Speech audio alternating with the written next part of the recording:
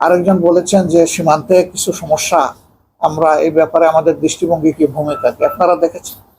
আমরা একটা নোটিশ জমা দিয়েছিলাম সীমান্ত সমস্যাগুলো নিয়ে আলোচনার জন্য। সরকার এখনো নোটিশটা আমাদেরকে আলোচনা করতে দিচ্ছে না। এখন আবার 7 তারিখ থেকে শুরু হবে, আমরা আবার শুরু করব। আমাদের অন্য সদস্যদেরকে দিয়েই নোটিশ দিয়েছিলাম, এখন হয়তো আমাকে দিয়ে দিতে হবে। যদি আমাকে দিয়ে এই নোটিশ অ্যাকসেপ্ট না হয় তাহলে আমাকে দাঁড়িয়ে যেতে হবে, কথা বলতে হবে। আমি ওইভাবে চাইছিলাম না। আমি চাইছিলাম যে নোটিশটা সুন্দরভাবে আসুক, দেশ তো সবার, প্রবলেমও সবার। আমরা প্রবলেমটা ডিসকাস করি, শেয়ার করি, সমাধান বের করি। সংসদ থেকে ঐক্যবদ্ধ একটা আওয়াজ উঠলে সারা দুনিয়া এটা ছড়ায় পড়বে, মেসেজ যাবে বহু জায়গায় যে জাতি ইউনাইটেড। এই সাড়ে তিনশো না, এখন তো আছে 348 জন। এই 348 জন মানেই তো 18 কোটি বাংলাদেশ, মানুষের বাংলাদেশ।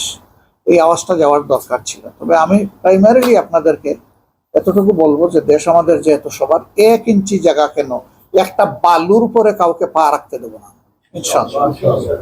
এই জায়গায় আমাদের বিজিবির পাশাপাশি আমরা সবাই বিজিবি হয়ে আমরা ওখানে দাঁড়ায় যাবো। বিজিবির হাতে অস্ত্র থাকবে, আমাদের বুকের দেশপ্রেমের অস্ত্র নিয়ে আমরা দাঁড়াই যাব। এবং বহু জায়গা দাঁড়িয়ে গেছে বলে ওরা পারে নাই কিছু করতে।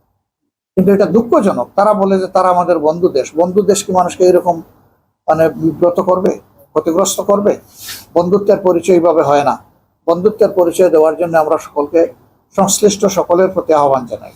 কিন্তু কেউ যদি না দেয় তাহলে কি আমি গালে হাত দিয়ে বসে থাকবো? এদেশ আমার দেশ, আমাকে আমার দেশ রক্ষা করতে হবে।